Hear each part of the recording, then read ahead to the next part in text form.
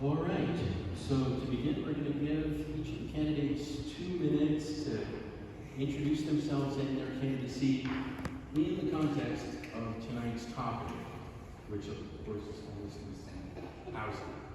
And so, again, in my randomizing, we're going to go Erin, Rocky, and then Michael for the introductions.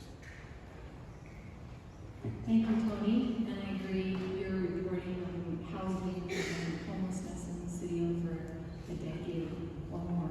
Roland Davey was makes a perfect moderator for this, and I appreciate you.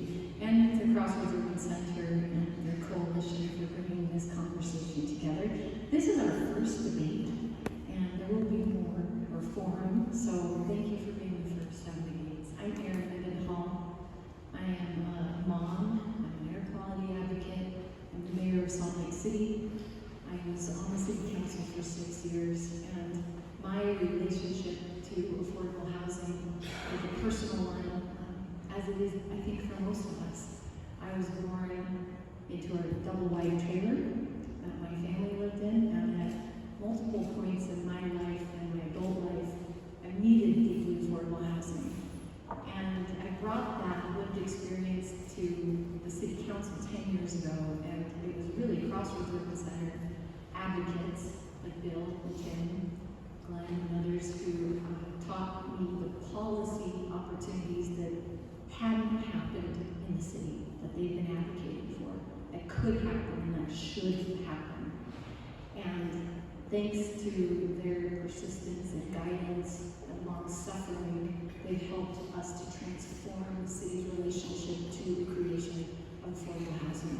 When I was on the council, I cobbled together $21 million from the RDA budget, and it was our first bite of the apple, but it was a drop in the bucket compared to what was needed. So when I became mayor, we really turned it up. And we have increased our investment in affordable unit creation by 413%. That's $55 million out the door already, another $20 million just approved. We've created 4,000 new units of affordable housing, and we're going to keep going.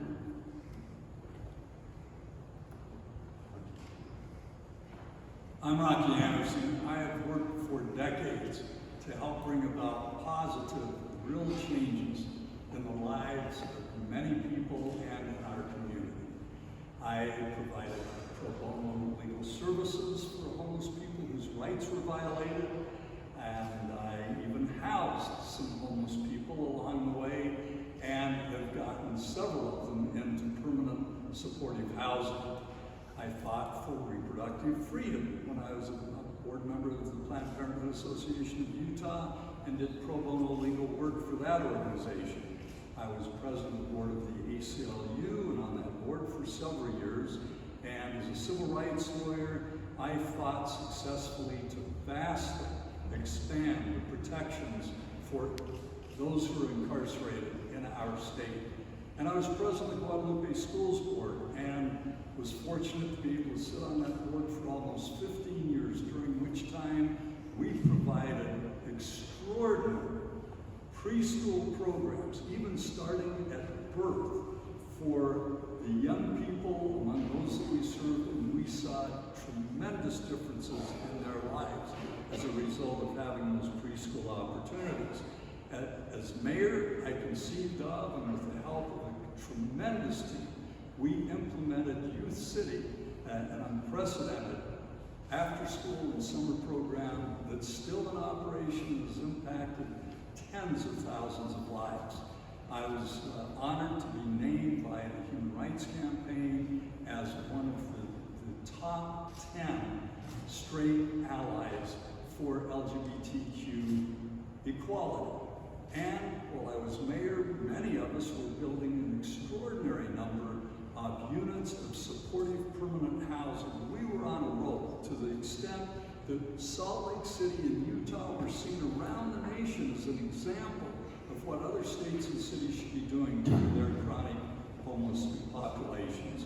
We can get back to that again, and I intend to do that. Thank you. Michael. Hi, so I'm Michael Valentine. I appreciate you guys inviting me forum in this beautiful church. I always love talking to Crossroads. Just really amazing advocates for the homeless for a long, long time. I believe I'm the only candidate up here who's personally been homeless. I believe I might be the only candidate running for any office in Utah that has personally been homeless. So I think that's important to talk about. I have no lived experience. I really think the main problem here with this issue particularly is that unsheltered people are being ignored and not being listened to. I'm kind of a paradoxical candidate, so I have been homeless, but I also have a real estate license. I've been a community organizer and activist, but I'm also a business owner. I have a store down at Gateway on Rio Grande, right where the road home was destroyed, and I have a lot of people come in and talk to me there about their experiences with homelessness. In February of this year, I released a homeless plan, basically setting up a sanctioned campaign banning abatements, having this declared emergency situation. And I was pleased to see about a month ago the mayor of Denver in Colorado, Mike Johnston, he just was sworn in, and the first thing he did was declare a state of emergency, and he vowed to house 1,000 people by the end of the year, which is really cool to see right next door. I've been looking a lot at Houston, what they've been doing the last 10 years. They were able to house 25,000 people, basically bypassing the shelter model directly into housing at a very high rates of success. Finland is also on the verge of curing homelessness, so I think we can look at this in a radical new direction, kind of moving beyond some of the failed politics that has been plaguing us for a long, long time. And looking at that lived experience makes Salt Lake City one of the first major cities in America to completely eradicate homelessness. And I think it's the most important issue in this race, closely tied by saving Grace Salt Lake. So glad to be here. Thanks.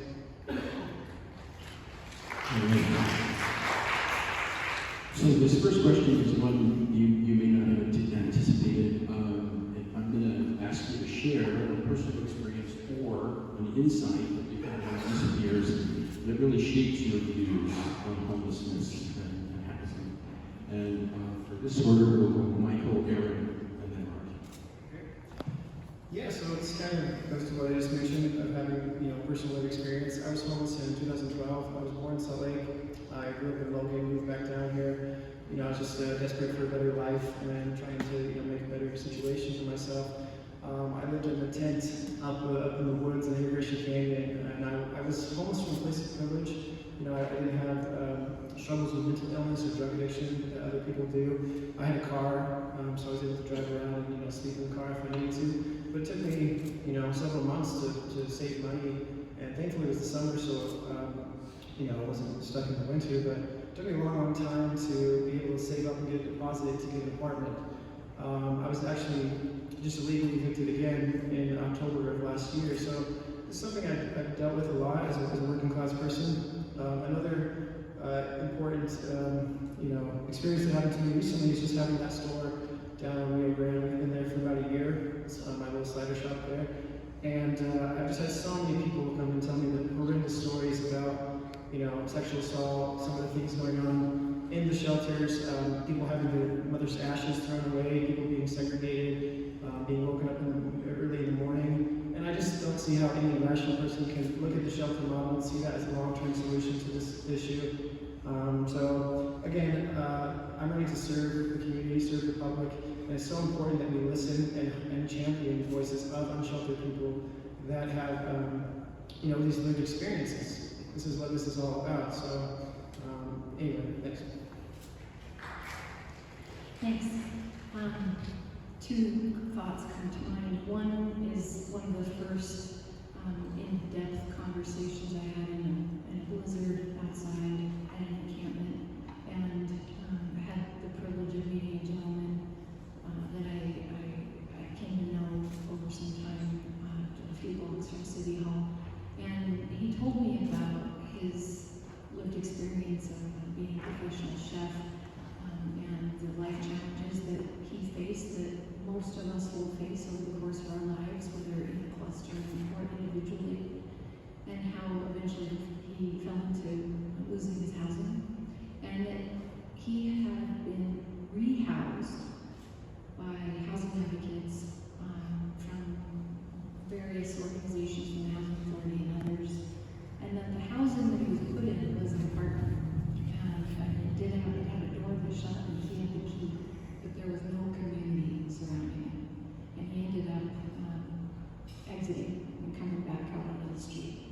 Powerful Moms Who Care are the second part of the motivating equation when I look to build more types of housing options and shelter options and tiny homes and the pods that we're working on for Extinction Camp with the state. Powerful Moms Who Care, who bring their kids to the meetings that I've been to with them, who talk about the impacts of not enough family shelters being housing and not being transitional spaces where they can get in and get supportive housing, and then the challenges of bad landlords on the houses that they're able, or the apartments that they're able to rent. And so our motivation of the city, prioritizing family-sized units of affordable housing that can access our loan dollars, we get more family-sized housing because of the change in my administration. When you think about the Powerful Moms Who Care, I want them in those units that we're building right now.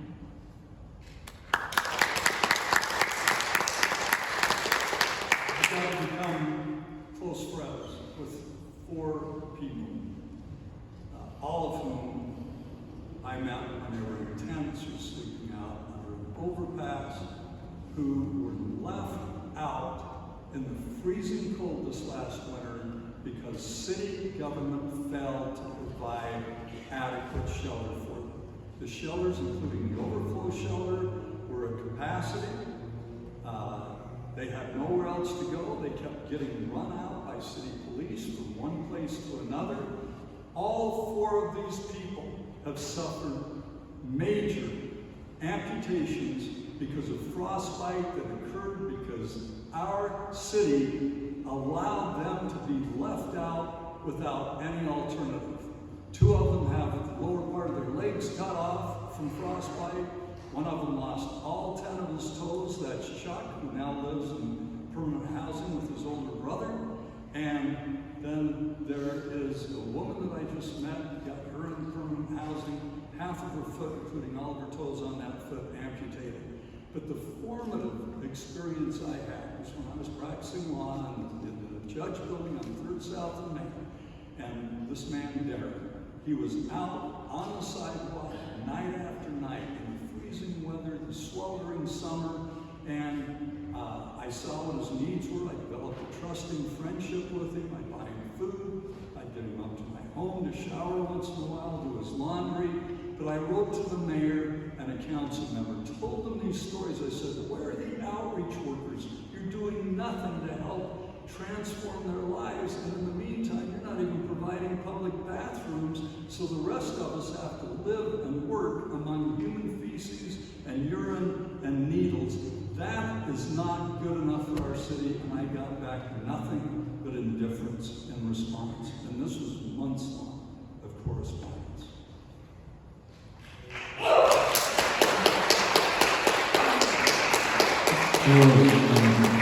Our next question is a little more policy-oriented. Do you support the production of sufficient permanent supportive housing to meet the needs specifically of people with physical and mental disabilities in Salt Lake City? And if so, how would you pull that off as mayor? What order? Erin, Michael, and then. Yes, I do support the production of permanent supportive housing, and that's why we have been investing so tremendously in the creation of it. 240 units are open right now, 537 are in the pipeline that will come on in the next year. And we're doing it because we're doing it with partners who are bringing their money to the table. Salt Lake City, with our 413% rocket increase in affordable housing, has worked finally to rebuild the burned bridges of relationships that this city has suffered for decades from past leaders. And now we have the state of Utah who put $55 million and then $50 million in this last legislative session to invest in some of those same affordable housing, deeply affordable housing, supportive housing projects that our $55 million are investing in. Salt Lake City is not the center of homelessness for the state of Utah. This is a statewide crisis that is playing out in a few cities in the state. And the state needs to come to bear with the responsibility that they've begun to show on what is a statewide crisis. We're going to keep building permanent supportive housing, and we're changing the kinds, like tiny homes that are proposed in 21, and we've partnered partnered with the Other Side Village, who just received their stormwater permit, and we are going to be closing on that deal, getting their permit out in the next week. Permanent supportive housing can't just be affordable units dispersed among others. Homelessness is the catastrophic loss of community. And when we put people into housing, that's not how it works. You invite someone to a space that is full of dignity and that connects them with community. The Tiny Home Village is going to do that, and when it's fully built out, it will have 400 additional units on top of the ones we're already building that are permanent supportive housing.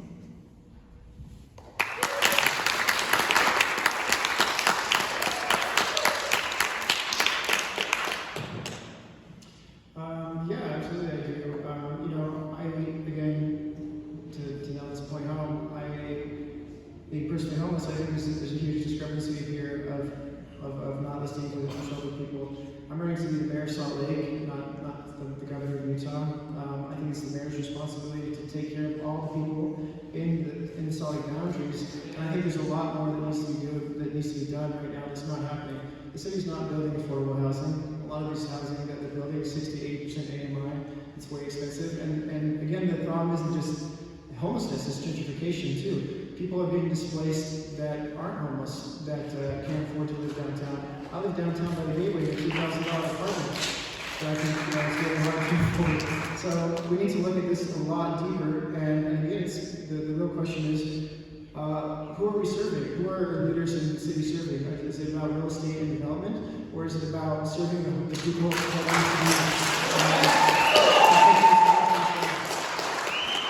So I absolutely support this, and you know, the real brunt of this question is physical and mental disabilities, and we need to look at homelessness as being intersectional, you know, and it goes back to why people end up homeless. There's a huge disconnect where people think, oh, someone did a lot of drugs and they ended up homeless, but it's actually the reverse a lot of time where people become homeless, PTSD, veterans, sexual assault, abuse, trauma, and they end up doing more drugs to cope with that situation.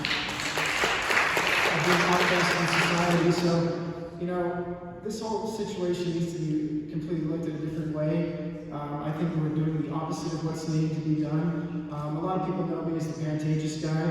The real story of that isn't about a historic theater being destroyed, but it's about why a $20 million public property was given away to billionaires for free instead of sold, and having that $20 million reinvested into education,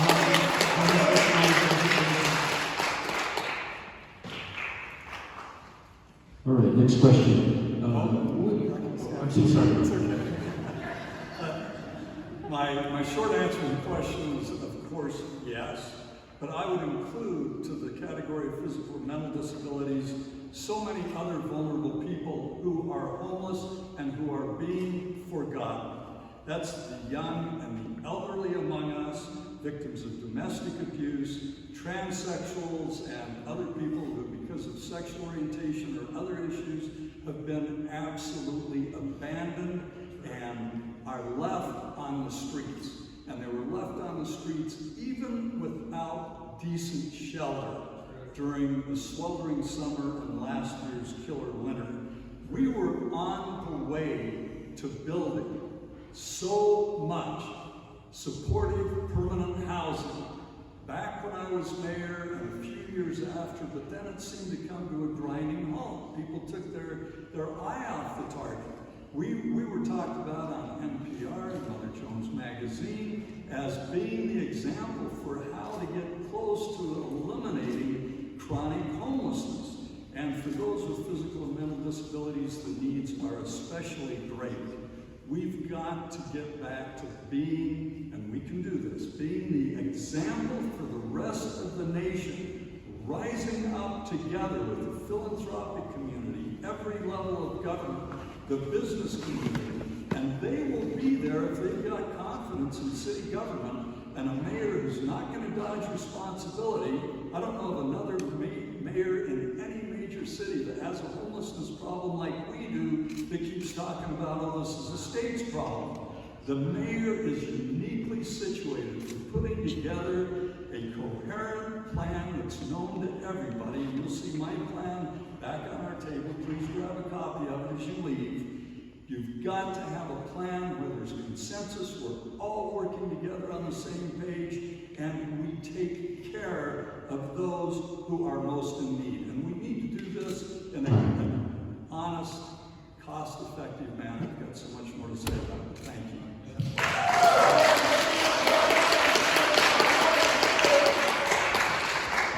All right, a related question. Would you commit to actively support efforts to build 200 units of child-centered supportive housing, friendly to families, in Salt Lake County during the next 5 years to fully meet the current need? And we'll go Michael, Rocky, and Erin. Hey, I like Mikey. It's like my Ninja Turtle. Yeah, this question is kind of funny to me. I actually have a real estate license. So, you know, most of these apartment buildings growing up, they're kind of like cookie cutter apartments. They look exactly the same. They have like 5 stories, and most stories they have 50 units on them. So, do I support building one apartment building for families and children? Yes, absolutely. I think we can build one apartment building in the next 5 years.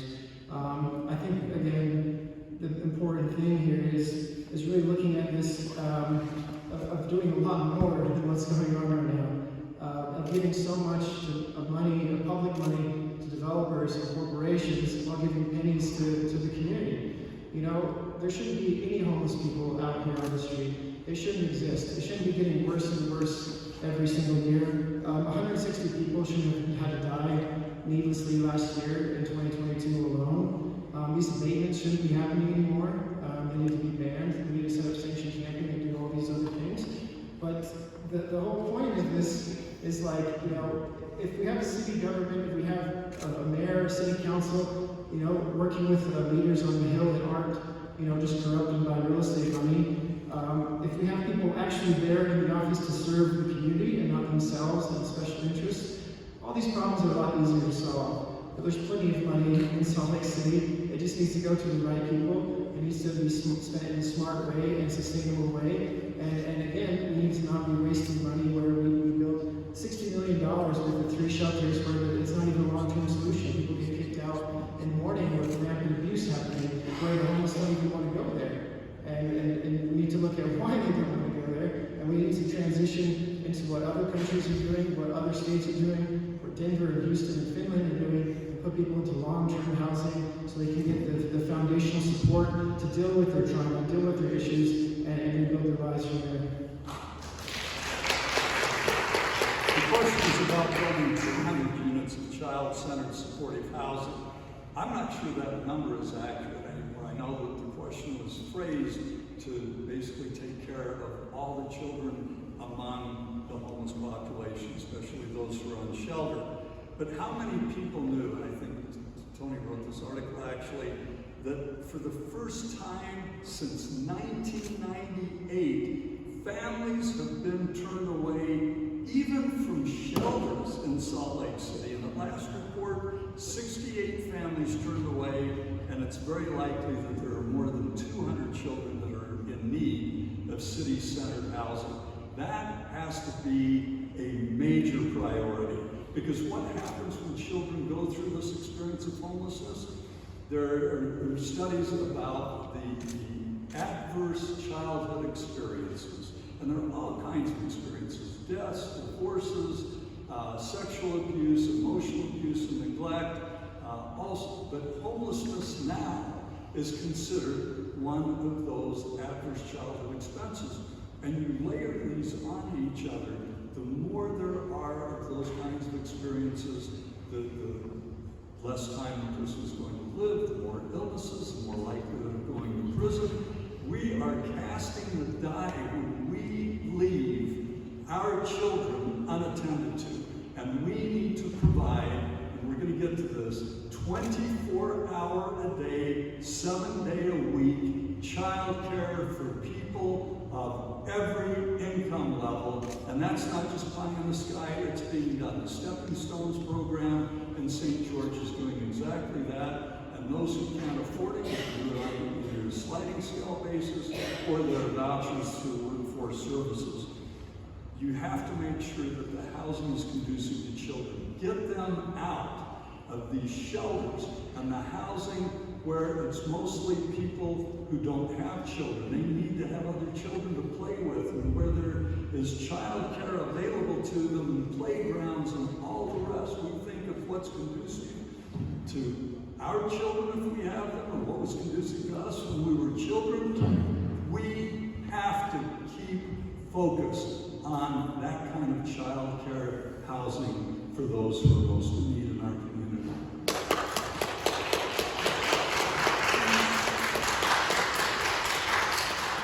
So far, we've heard a lot of description of the problem and no solutions. There's a reality that is not a vacuum. We're a blue dot in a red state with a supermajority Republican legislature that is one of the most incredibly pro-development state legislatures in the nation. There are realities that every city in the state exists in that are constructed by the legislature. And so it's real easy to spend 2 minutes talking about the problems. We can't afford to just talk about the problems and say, actually, it's all the city's challenge, because there's nothing the legislature loves more than to have Salt Lake City say, yeah, this is just our problem. And we can solve this by ourselves. And when we say that, other cities and the state are so happy to say, great, and wash their hands of this. That is actually part of the reason we are where we are right now. It's part of the reason that when I came into office, all the first thing we needed to do was the biggest challenge in the city. It was homelessness. And it has been every single day since. And the entire context of our relationship to this challenge has shifted because we are no longer alone. Family-sized housing, we are prioritizing any of the $20 million we've just approved and the $55 million we put out the door for family-sized units. It's what we invested in on North Temple, the 200 units that are under construction right now at the Spark development, 100 of which are affordable, and 4-bedroom units in that building. And there's a child care facility being built on the main floor.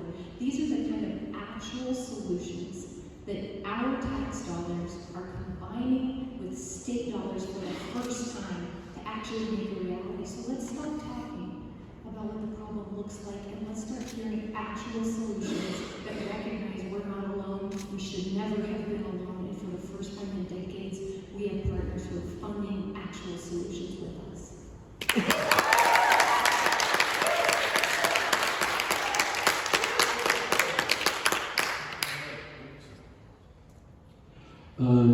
This next question has to do with displacement. Do you support the creation of a tenant relocation assistance program in Salt Lake City to help people displaced by gentrification and redevelopment to avoid homelessness? And if so, what would that look like in terms of donors, in terms of the assistance delivered? What would that look like? And by way of order, Rocky, Erin, and Michael. All right, first of all, we should prohibit, to the extent possible, any development that destroys existing housing. What we've seen in the last 4 years has been runaway, obscene development, mostly unaffordable development, maybe a few affordable units at the 80 or 60% of AMI level, but some of it architecturally hideous. We're seeing waiver of all the kinds of zoning requirements, and developers have had their way with the city, transforming our landscape in remarkably negative ways. It used to be we were proud of the structures in this community. You can't be very proud of the housing that's been built by most of these developers, and in the process they've destroyed housing. We have got to insist that development of housing be where housing isn't, to the extent possible, and there are plenty of those areas. And if anybody is being displaced, certainly they've got, and it could be because of increased rents as well as development, we must provide, as a city, relocation assistance.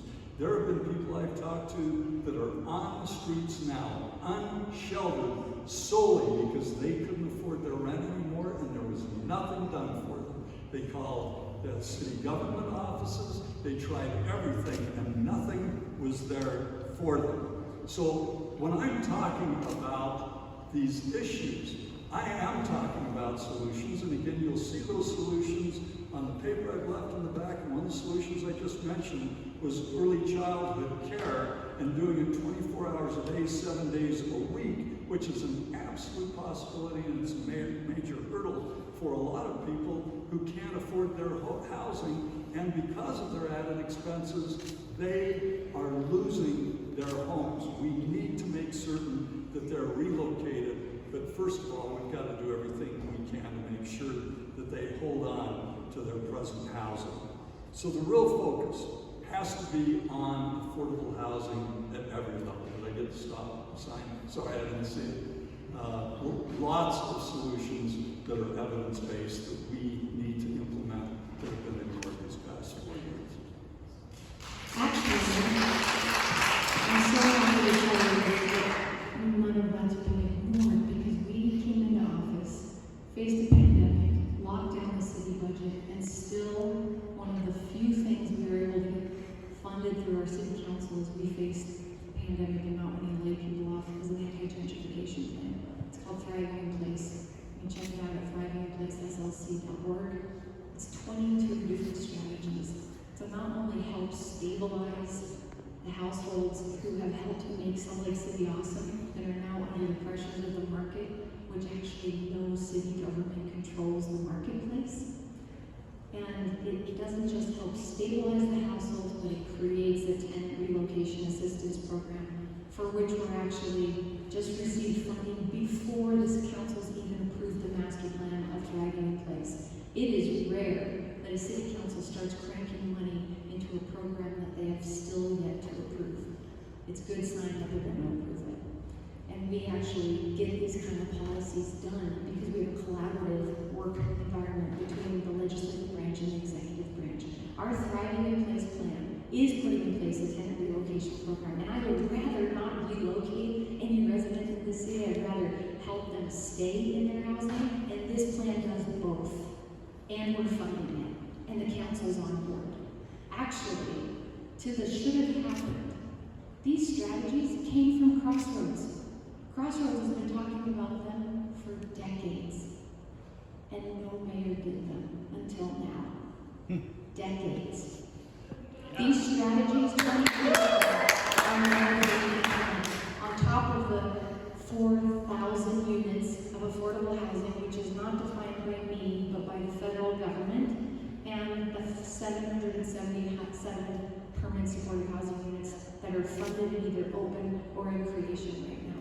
These are real results, and I get the frustration of the market, I get the frustration of the state, believe me. But we have to work in reality here and actually make solutions that see the light of day and produce for you and for our kids and for the people living on the street today. And we're getting that done.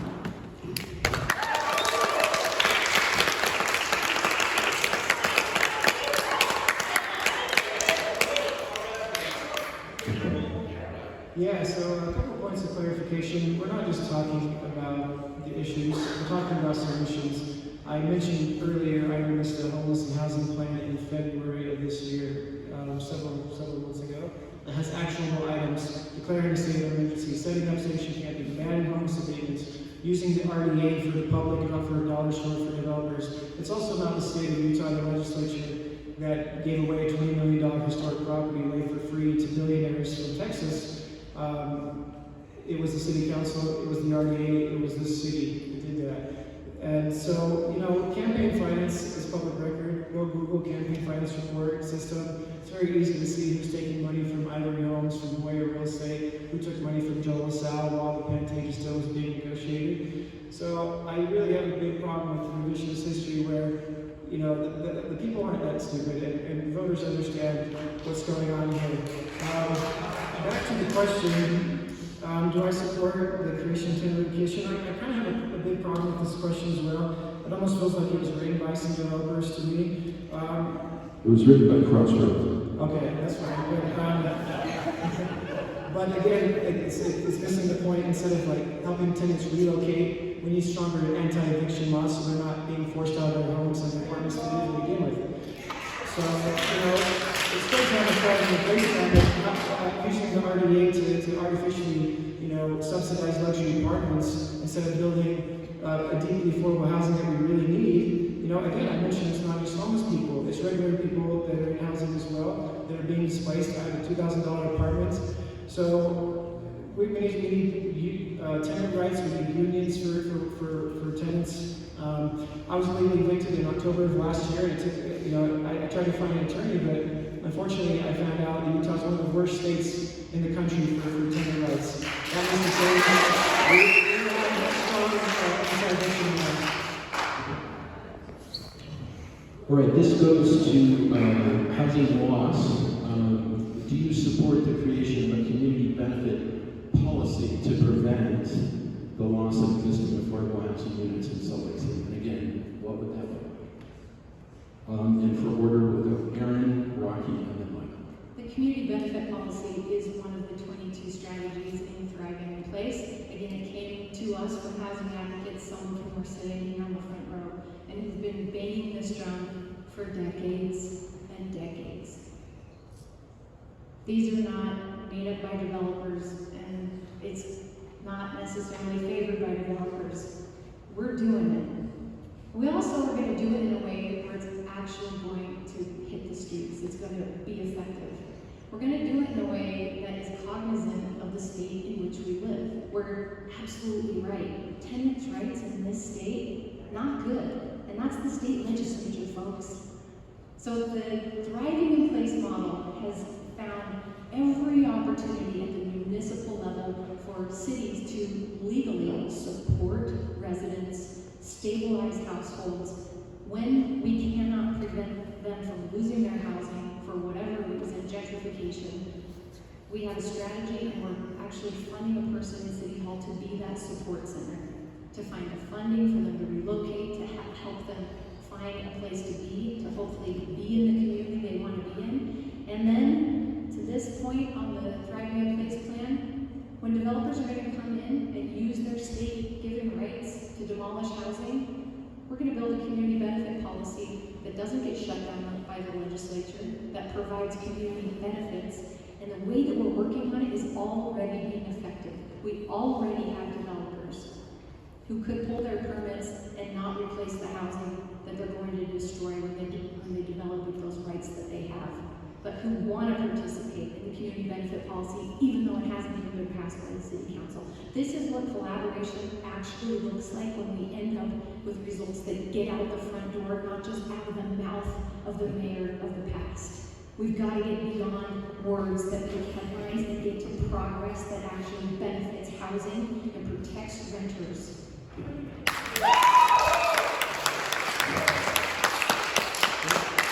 I was mayor after 4 years and ran for re-election, I was able to talk about what we did during those 4 years, not talk about something that's on paper that might get passed that we've been ignoring for the last 4 years. Where has that community benefit policy been as people have lost their housing and can't find any other affordable housing? And if you get out among the homeless population, you would hear story after story about people who are on the streets because they lost their jobs or their rent went up and they can't afford it any longer. Well, the city was looking away and spending I don't know how long developing this plan that's still not voted on and that the mayor wants to tout as something that's been done that hasn't happened in 4 years. Of course I would support the mayor.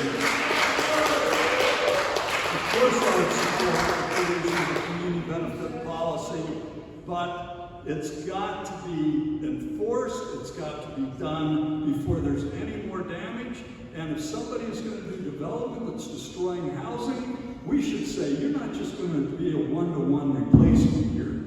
You're going to replace more. It's going to be 2 times or 3 times or 4 times, because if we're going to get ahead of where we are now, we've got to provide more truly affordable housing. Don't get fooled when you hear people talk about affordable housing as if it's all the same. Most of the affordable housing that these developers are doing, that are getting millions of dollars of subsidies from this administration, the affordable housing is for those at 80% of the average median income, almost average income. You're not talking about those who are truly in need. You're certainly not talking about deeply affordable housing for those who end up homeless in our community.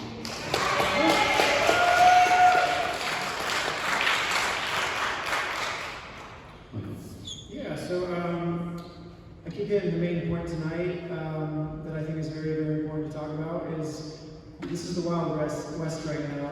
Developers and corporations are just running rampant on the city and state level, and we need leaders who actually are there to serve the public, not themselves, not special interests.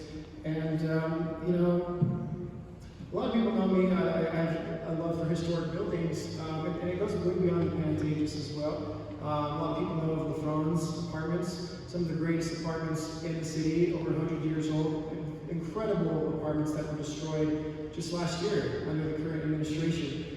People had been living there for 25 years and were kicked out. And before, you know, the Greek Orthodox Church wanted to destroy those. The city actually stepped in and prevented that. And I actually would love to see the city buy those apartments and actually, you know, stop affordable housing from being destroyed at all. And it's important to notice that, like, you know, I have a real estate license. I don't hate development. This is a win-win-win solution. We can find the commonalities where developers are building things for the community that the community is excited about, that they like, that they're working with the public for, you know, for rent control, inclusionary zoning, and creating places that people actually can live and afford.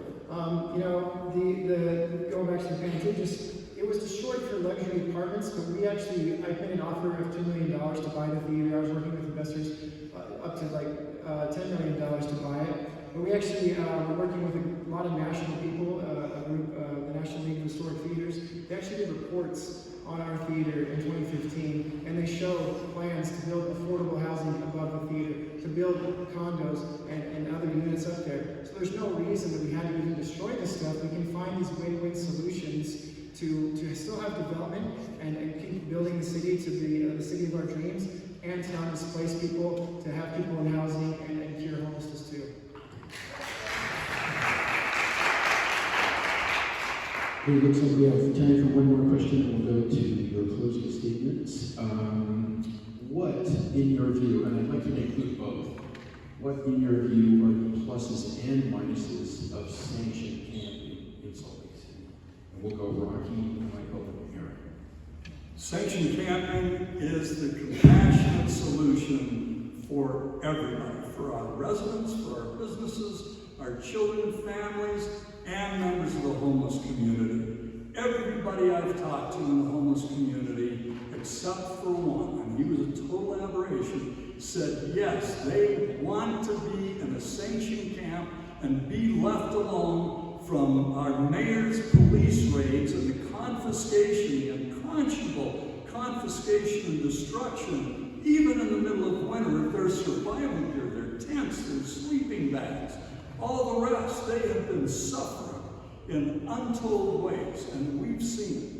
You get a sanctioned camp, you provide showers, you provide 3 meals a day, like at the courtyard at the highly successful Haven for Hope, where I've been in San Antonio. The mayor hasn't bothered to go to an exemplary homeless program in almost 10 years in public office. I've been there. I've gone through these facilities, like Community First Village outside of Austin. But these are evidence-based programs.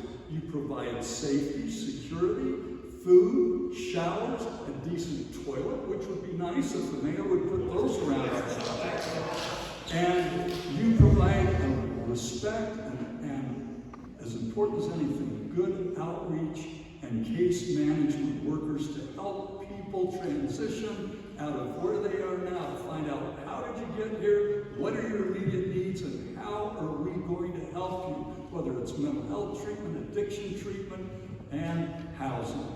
There's a constructive way to do this, and we also get rid of the encampments. The mayor said the other night on television, no mayor can assure that there aren't going to be encampments come back. Well, go to Provo, go to St. George, go to New York City. They don't have encampments, and if the tent goes up, they're taken away because they provide a humane response and shelter for their homeless people. I don't mean they don't have problems, but we don't have to be where we are in this community in terms of violence and the lack of a sanctioned camp.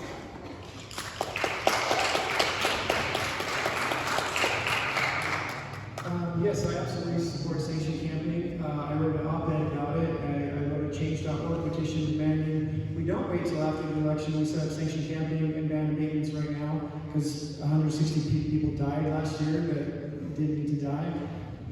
Sanctioned camping is so important, and another point for that too is I can't stand, as a former homeless person myself, that this term camping. These people aren't camping, they're surviving. Camping is a recreational activity. It's not something we do when we have nowhere to go. So sanctioned camping is that win-win solution that we've been talking about. And there's a reason me and Rob both support it, because it's what needs to happen.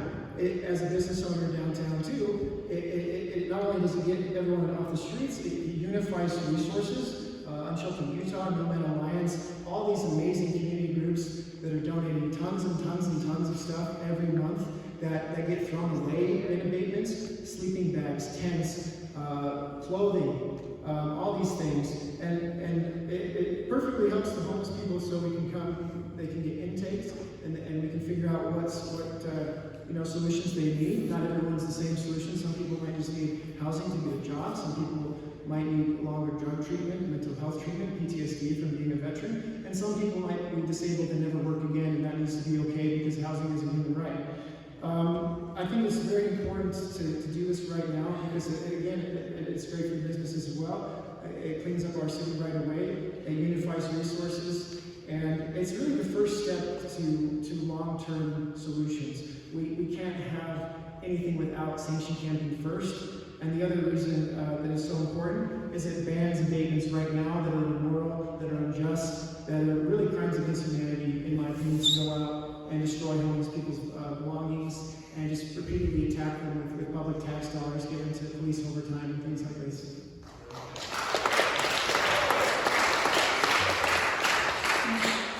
Can I answer your question? The pros and cons of sanctioned camps. We are opening a sanctioned camp with the state of Utah. The state of Utah has allocated $1 million for a pilot sanctioned camp program through Waymeter House's Office of Homeless Services. And our city council dedicated $500,000. We're going to buttress the $1 million that the state is going to invest and be the first in so it can open before the state would have been ready to open it. The pros and cons of the sanctioned camp are real. Pros, you give people a lower barrier place to get into who aren't going to say yes to a homeless resource center with 50 cops surrounding them. That is a reality that I understand. And that anxiety, all the way to serious mental illness, prevents people from being able to say yes.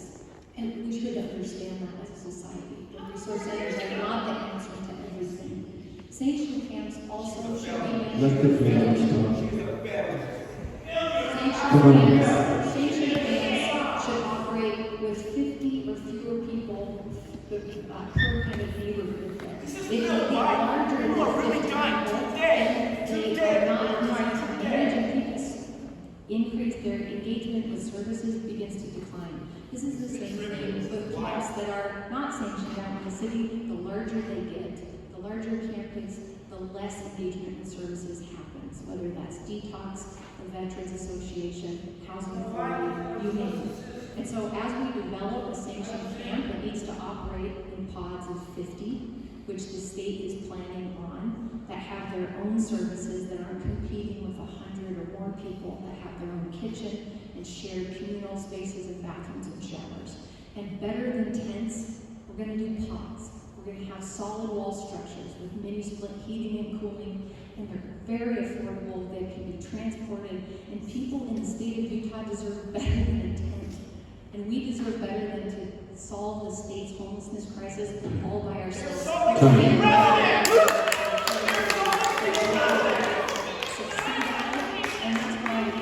That's why we're standing up here talking about solutions that have never been implemented in the past but are finally being implemented today.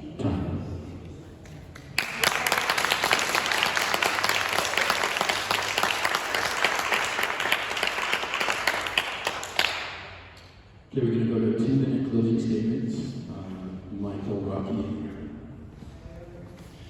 Erin. Thank you so much for having me here today. I'm glad all the candidates were invited to this forum, which hasn't been the case of some of these other debates coming up, which I think is really unsettling. This is ranked choice voting. The community needs to hear from all the voters need to hear from all the candidates, and they need to know how to vote for these candidates. This isn't a normal election this year, and people deserve to speak. So.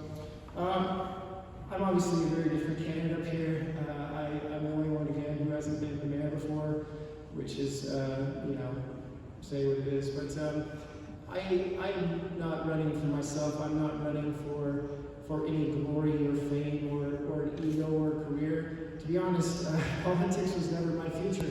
I was just a filmmaker that wanted to save the theater, and unfortunately, this mayor created me when she destroyed that theater and forced me to run and have people ask me to run.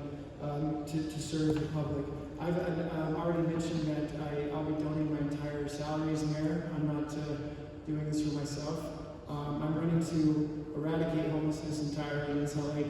And I read Andrew Johnston's response to my op-ed about an emergency situation being declared, and I really got to disagree, because the number one role as an elected official, as a mayor, as a city council person, no matter what it is to protect the constituents that they serve. And homeless people dying in the streets is an emergency, and it needs a direct response. Having sanctioned camping for 50 units isn't good enough.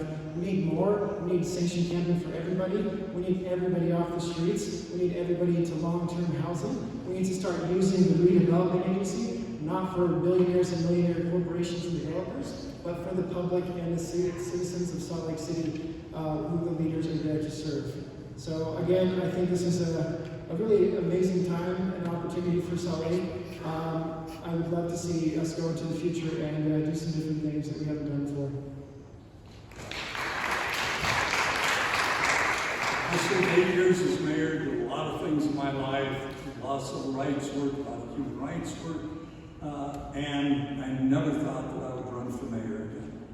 But my experience with this administration and one of the city council members, of their absolute indifference, their lack of caring, their lack of problem solving, whether it was the problem solving skills or just lack of caring to do anything about it.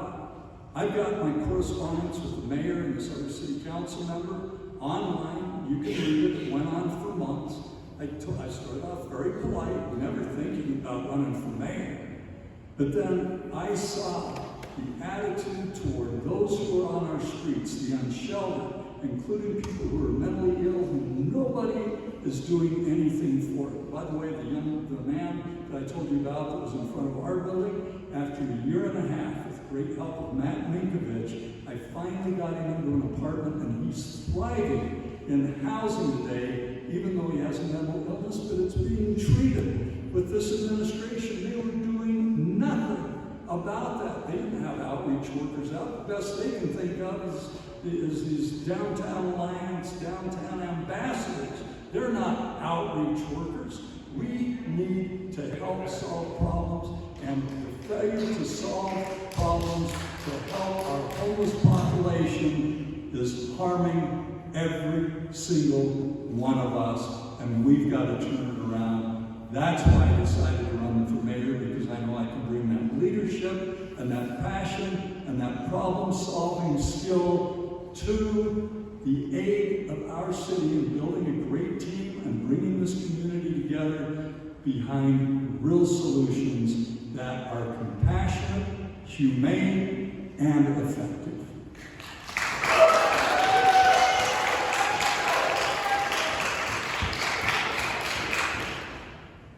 Thanks again for hosting us today. And it's a great kickoff for this campaign season leading up to Ranked Choice on November 21st. Salt Lake City has been an island for too long. And I've been, in a way, running this campaign since 2019. I ran in 19 as the 8th person in that race because I was tired of listening to the problems without actual paths of solutions. And we hit the ground running.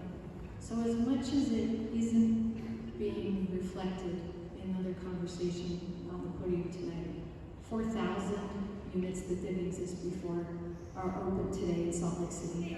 777 permanent supportive housing units that our partners in the city funded together are either open or under construction right now. A tiny home community has broken ground. We have a sanctuary camp that the state is bringing the majority of funding to that will be open later this fall. Real solutions.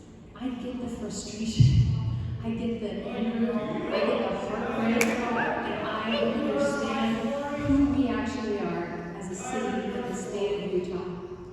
We exist in a state with a legislature that we have to work with, or who will take away our authorities. So getting things done is way more important to me than making the headline, which is pretty much all we've heard about tonight from others.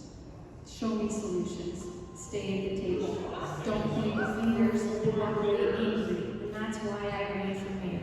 Because our city deserves a mayor who stays at the table and gets the best damn deal, sorry pastor, that we can for our residents instead of the affordable housing units and permanent supportive housing. We're going to keep going. We're going to keep building housing and partnerships